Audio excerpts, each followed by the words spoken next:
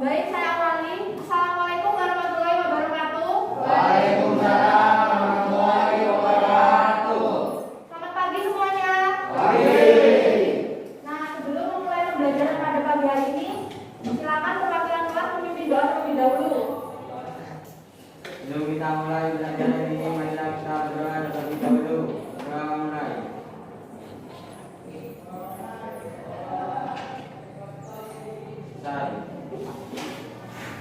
Gimana kabarnya adik-adik hari ini? Baik. Sudah vaksin semua ya? Alhamdulillah. Nah, pada pagi hari ini kita akan belajar mengenai, ada yang tahu belajar mengenai tentang apa? Eksposisi. Ya, benar. Pada pagi hari ini kita akan belajar mengenai menganalisis struktur dan aspek kebahasaan teks eksposisi. Ada pun kompetensi dasar dan indikator yang dicapai dalam pembelajaran kali ini yaitu sebagai berikut ya. Ada 2 kompetensi dasar.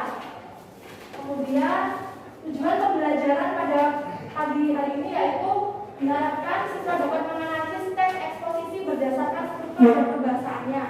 Kemudian diharapkan siswa dapat menulis teks eksposisi berdasarkan struktur dan kebahasaannya.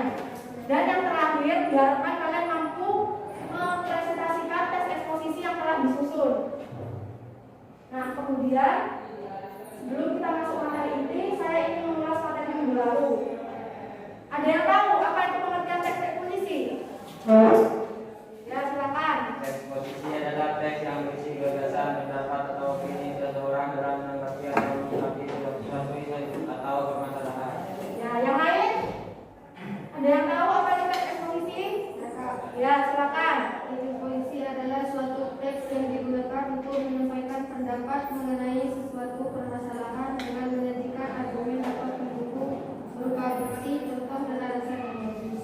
Ya, jadi saya ulangi lagi ya, pengertian dari teks eksposisi itu adalah teks yang menyampaikan suatu pendapat penulis disertai dengan argumen berupa fakta dan data yang akurat.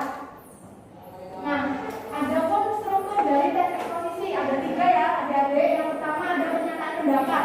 Pernyataan pendapat di sini berisi pemaparan pendapat dari penulis yang dianggap lebih ahli terkait pokok permasalahan. Jadi pernyataan pendapat ini berisi pokok permasalahannya, biasanya terletak di awal paragraf.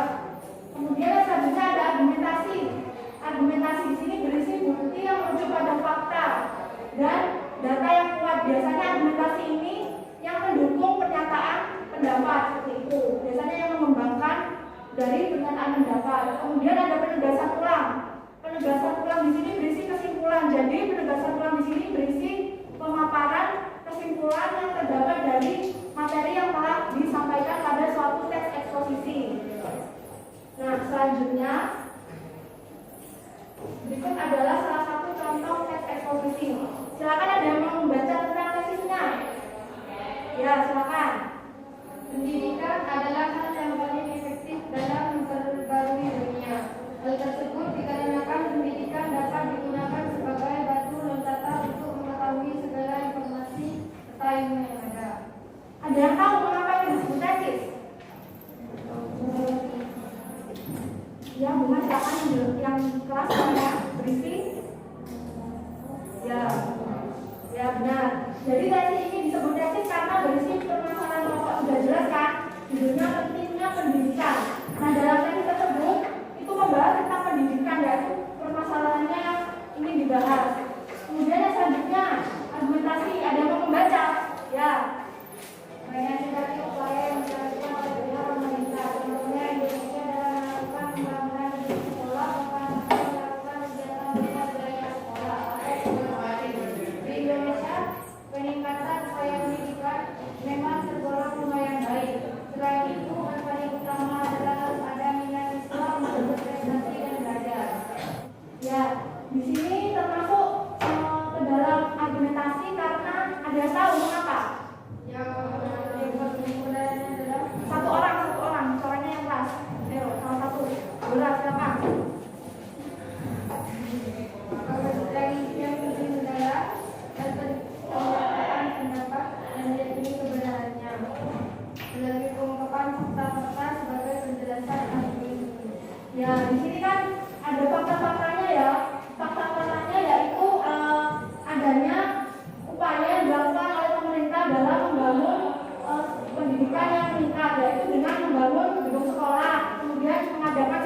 gratis. Itu kan termasuk data akurat, data yang diperoleh dari pernyataan pendapat atau tesis. Nah, saya lanjutkan ya. Nah, ini juga termasuk argumentasi ya, karena lanjutannya yang tadi ya. Kemudian penegasan ulang, ada yang mau membaca. Ayo, dia dibaca. Penegasan ulang jika peserta didik gratis serta diimbangi dengan fasilitas yang baik dapat melakukan kerjasama, maka akan meningkatkan martabat Indonesia di kalangan negara-negara di dunia. Jika hal tersebut terjadi, maka akan menarik perhatian investor. Saatnya jam ke-6 dimulai. It's time to begin the 6th lesson. Nah, ada yang tahu mengapa ini disebut sebagai penegasan ulang?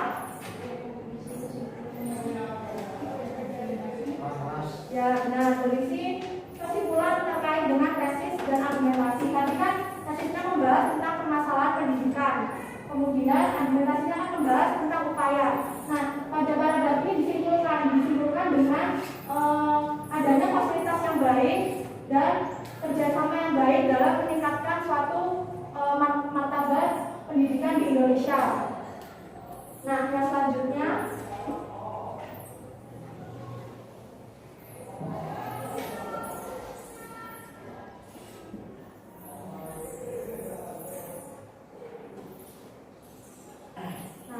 yaitu kaidah pembahasan teks eksposisi. Ada yang tahu apa itu kaidah pembahasan teks eksposisi? Ada yang tahu ya? Kaidah pembahasan teks eksposisi adalah unsur pembangun yang digunakan dalam menyusun suatu teks eksposisi. Nah, unsur pembangun di sini biasanya berisi mengenai bahasa, kalimat, frasa yang digunakan dalam menyusun teks eksposisi agar menjadi teks eksposisi yang baik dan padu. Nah, dalam kaidah kebahasaan ada beberapa, yaitu yang pertama menggunakan kata teknis atau peristilahan. Kata teknis atau kata peristilahan adalah kata yang mengungkapkan makna, konsep, maupun sifat pada bidang tertentu. Misalnya kan ada kata gadget, ada kata wifi, dan ada kata website. Nah, kata-kata ini digunakan untuk mengungkapkan suatu makna, yaitu makna apa? Bidang apa? Ya, kemudian yang selanjutnya yaitu kata ganti atau pronomina. Kata ganti atau pronomina adalah kata ganti yang digunakan untuk menggantikan suatu hal, benda, maupun menggantikan orang. Kata ganti pronomina ini dibagi menjadi dua, yaitu kata ganti persona atau kata ganti orang. Kata ganti ini digunakan untuk menggantikan penyebutan orang, misalnya seperti dengan aku, saya, dia, mereka, kalian, kita. Termasuk kata ganti orang. Nah, kemudian ada kata ganti non persona. Kata ganti non persona di sini adalah kata ganti yang digunakan untuk menggantikan bukan orang, digunakan untuk menggantikan suatu hal, benda, maupun tempat yang berjarak jauh atau dekat. Misalnya ada kata ini, situ, sini, sana, dan lain sebagainya. Nah, yang selanjutnya yaitu kata leksikal. Kata leksikal di sini dibagi menjadi 4. Ada nomina atau kata benda, untuk menyebutkan benda, suatu benda. Nah, kata nomina di sini dibagi menjadi 2 deh. Ada kata nomina benda nyata dan kata nomina benda abstrak. Kata nomina benda nyata adalah kata yang digunakan untuk menggambarkan benda secara fisik. Jadi bendanya itu dapat terlihat secara fisik dan dapat dirasakan. Contohnya meja, kursi, lemari, buku. Semua benda itu kan dapat dirasakan secara fisik dan dapat dilihat. Nah, kemudian ada benda abstrak. Benda abstrak di sini adalah suatu kata benda yang digunakan untuk menyatakan benda yang hanya dapat dirasakan tapi tidak bisa dirasakan dilihat secara fisik.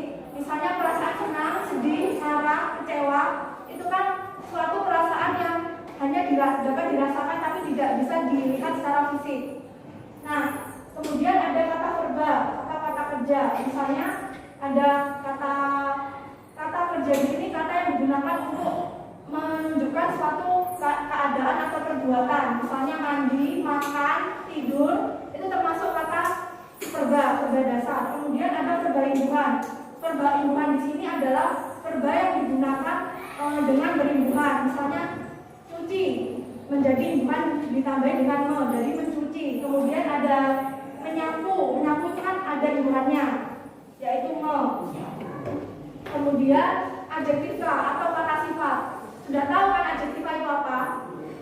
Kata yang digunakan untuk mengungkapkan sifat benda, binatang, maupun lain sebagainya. Misalnya ada cantik, ganteng, jelek, ramah, cuek, itu termasuk kata sifat. Kemudian adverbia. Adverbia di sini kata keterangan. Kata yang digunakan untuk menerangkan suatu tempat, suasana, waktu. Misalnya ada kata ini, itu, sana, sini, ke, dari, itu termasuk kata adverbia.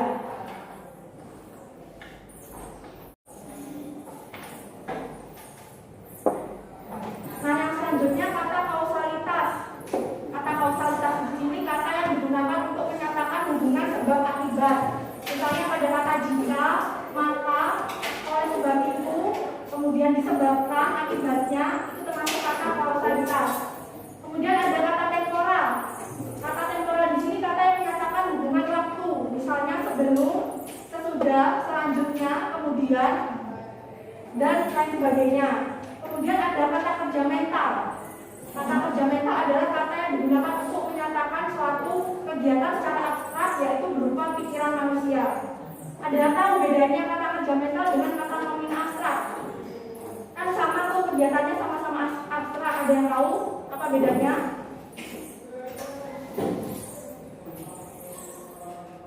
Apa perbedaan dari kata nomina abstrak dan kata kerja mental? Ada yang tahu? Jadi gini, bedanya antara kata nomina abstrak dan kata kerja mental yaitu kalau kata nomina abstrak itu hanya berupa perasaan deh. Kalau kata kerja mental ini berupa pikiran manusia. Kalau kata nomina abstrak itu tadi kan perasaan seperti perasaan marah, senang, sedih, kecewa, itu merupakan kata nomina abstrak. Sedangkan kata kerja mental ini berupa pikiran manusia, seperti mengetahui, menjelaskan, memahami. Itu termasuk kata kerja mental karena berupa pikiran manusia, seperti itu. Paham? Nah, kemudian kata persuasif. Kata persuasif di sini kata yang digunakan untuk mengajak seseorang agar mau melakukan sesuatu. Misalnya enggak, sebaiknya, kemudian diharapkan, dan lain sebagainya.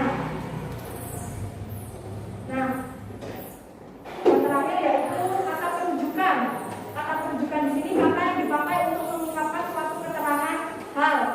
Misalnya merujuk, demikian, kemudian berdasarkan. Pada kata-kata keterangan ini kan digunakan untuk merujuk suatu keterangan hal. Misalnya berdasarkan peraturan perundang-undangan tahun berapa. Aktif, transitif, dan kalimat intransitif. Kalimat aktif transitif ini kalimat yang dalam penggunaannya membutuhkan suatu objek dan dapat dipastikan. Misalnya seperti ini deh.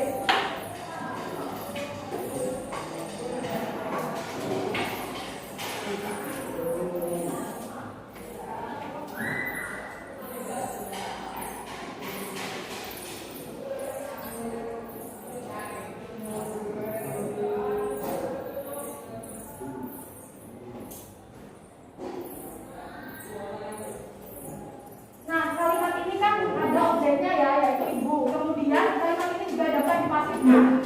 Dapat dipasifkan seperti ibu dibantu kakak, seperti itu. Kalimat yang dapat dipasifkan itu kalimat yang subjeknya biasanya dikenai suatu pekerjaan. Nah, ada lagi yaitu seperti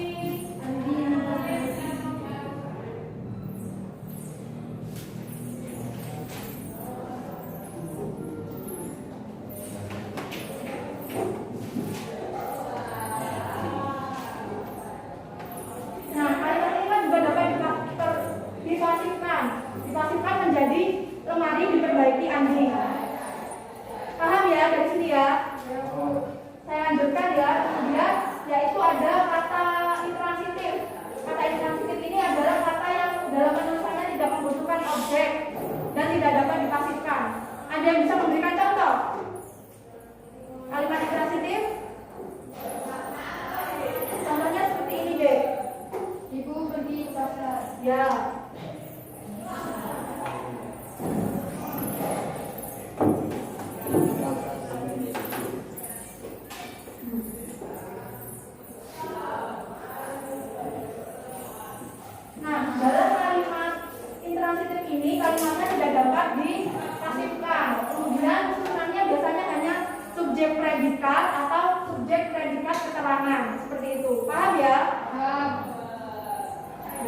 lanjutkan.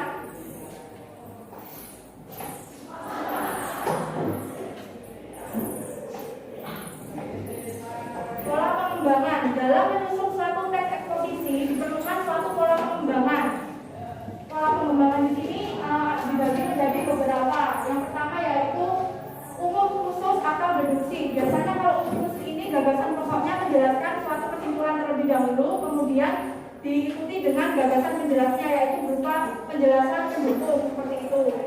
Kemudian yang selanjutnya yaitu khusus ke umum. Khusus ke umum ini kebalikannya deh.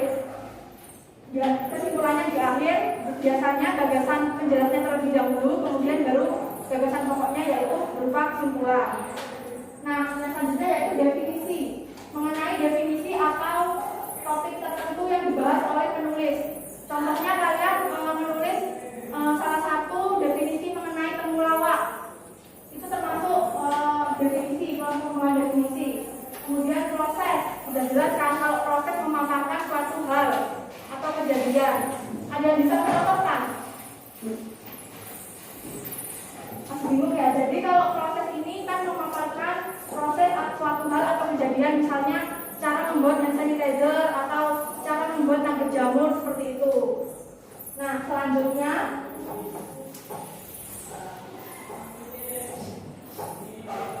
yaitu klasifikasi atau penggolongan suatu hal atau materi. Jadi pola pengembangan ini biasanya disusun berdasarkan klasifikasi tertentu. Misalnya kita ingin membuat suatu teks eksposisi hewan. Nah, hewan sendiri itu kan ada berbagai macam jenis, ada dikelompokkan menjadi beberapa jenis. Misalnya kita ingin membuat beberapa teks eksposisi yaitu hewan mamalia. Hewan mamalia itu apa saja seperti itu. Nah, kalau yang perbandingan itu membandingkan suatu hal. Jadi membandingkan suatu hal. Misalnya seperti ini. Ada olahraga catur dan ada olahraga jalan. Keduanya ini sama-sama olahraga, tetapi peminatnya hanya sedikit olahraga catur karena olahraga catur di sini memerlukan banyak sekali pikiran, tenaga maupun fisik yang dibutuhkan. Sedangkan olahraga lari ini hanya membutuhkan fisik saja seperti itu. Kemudian laporan di sini adalah menyusun suatu laporan atau kejadian suatu peristiwa. Misalnya kalian menyusun teks eksposisi berupa lonjakan kasus COVID-19 yang terjadi saat ini di Indonesia. Itu termasuk ke dalam laporan. Kemudian yang terakhir yaitu ilustrasi. Ilustrasi di sini memaparkan suatu contoh atau gambaran tentang terjadinya suatu peristiwa atau kejadian. Misalnya kalian mencontohkan ada suatu kejadian mengenai kenaikan harga BBM yang menyebabkan kalangan bawah ini semakin resah seperti itu. Dari sini ada yang ingin ditanyakan? Tidak ada. Saya lanjutkan ya. Nah, yang selanjutnya yaitu langkah menuju teks eksposisi ya. Teks eksposisi yang pertama yaitu menentukan topik dan tujuan. Jadi kalian harus tahu, ingin menyusun teks eksposisi harus tahu topiknya apa terlebih dahulu, kemudian harus tahu tujuannya untuk apa. Seperti itu. Kemudian setelah kalian menentukan topik, kalian mengumpulkan data dari berbagai sumber. Jadi kalian mengumpulkan data sesuai topik yang kalian angkat. Misalnya kalian mau menyusun tentang kasus COVID, jadi kalian mengumpulkan data berupa kasus COVID itu sendiri. Kemudian mengembangkan kerangka. Jadi setelah datanya kalian peroleh, kalian kembangkan judulnya apa, kemudian kalian kembangkan menjadi sebuah paragraf seperti itu. Nah, selanjutnya yaitu menulis suatu karangan. Barulah kalian susun tadi kerangkanya, kalian susun menjadi suatu karangan eksposisi. Dan langkah yang terakhir yaitu membuat kesimpulan. Baru kalian simpulkan dari karangan tadi seperti itu. Dari sini ada yang ingin ditanyakan? Mungkin ada yang masih kurang paham atau bingung? Sudah paham ya? Jadi sekarang latihan soal ya dek. Coba dibaca. Oke ya. Bunga coba dibaca. Kelas caranya. Nggak kelihatan?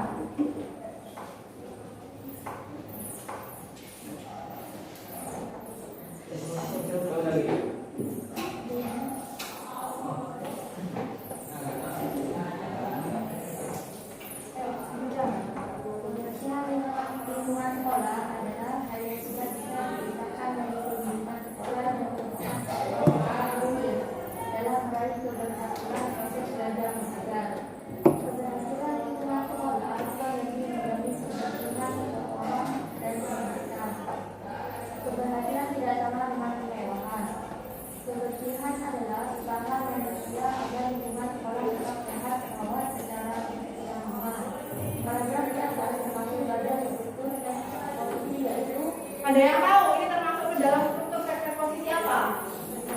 Pernyataan pendapat. Salah. Kesimpulan. Ya, benar, kesimpulan.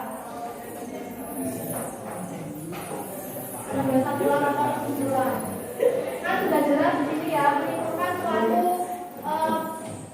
pernyataan yaitu mengenai keberhasilan lingkungan sekolah akan menjamin seseorang dalam menyehatkan. Jadi di sini kan sudah jelas menyimpulkan suatu keberhasilan lingkungan sekolah itu dapat menjaga keberhasilan lingkungan ini faktor yang sangat penting dalam meraih keberhasilan proses belajar mengajar seperti itu. Saya lanjutkan ya. Nah, ini ada yang tahu?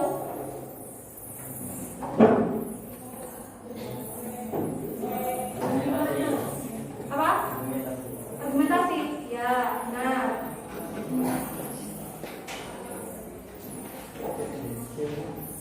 Ini termasuk argumentasi. Karena kan tadi kan sudah dijelaskan mengenai pendapat-pendapat atau bagian-bagian yang dapat mendukung suatu pernyataan pendapat.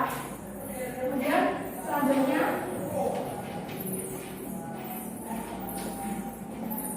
Pendapat. Pendapat. apa? Satu orang menjawab. Pernyataan pendapat. Kenapa kok disebut pernyataan pendapat? Nah, gagasan utama. Ya, benar, membahas inti permasalahan. Ini kan permasalahannya mengenai kebersihan lingkungan. Kemudian selanjutnya, ayo yang selanjutnya soal nomor 4.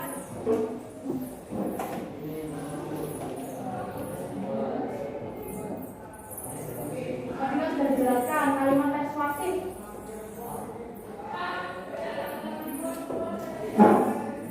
Angkat tangan ya. Nanti di akhir pembelajaran kalau yang aktif saya kasih nilai tambahan.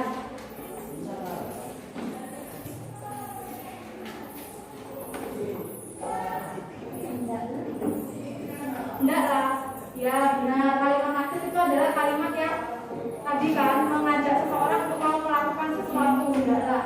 Kalau sebelum itu kalimat apa? Belum. Tadi sudah dijelaskan. Belum. Sebelum itu kalimat temporal atau kata temporal yang menunjukkan suatu hubungan waktu. Kalau berdasarkan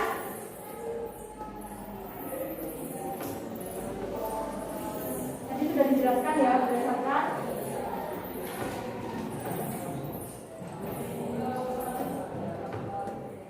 kata termasuk kata. Kalau berdasarkan termasuk kata penunjukan. Nah, kalau akibatnya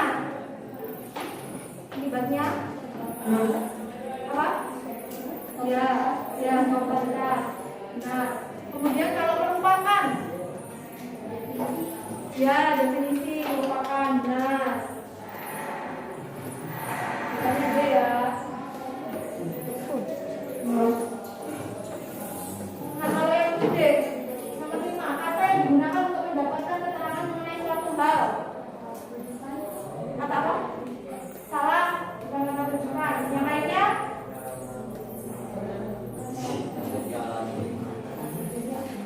Tadi sudah dijelaskan ya, yang menunjukkan mengenai suatu hal apa?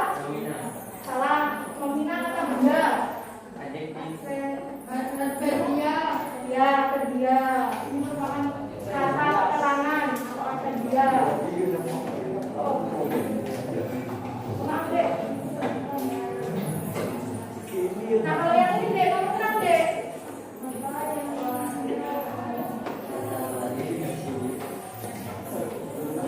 Gak kelihatan, Bang.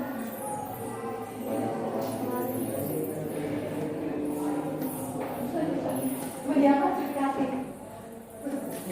Jawab ya, klasifikasi maaf saya tadi. Jadi yang menggolongkan suatu hal atau materi itu termasuk klasifikasi. Kita menggolongkan suatu hal atau materi.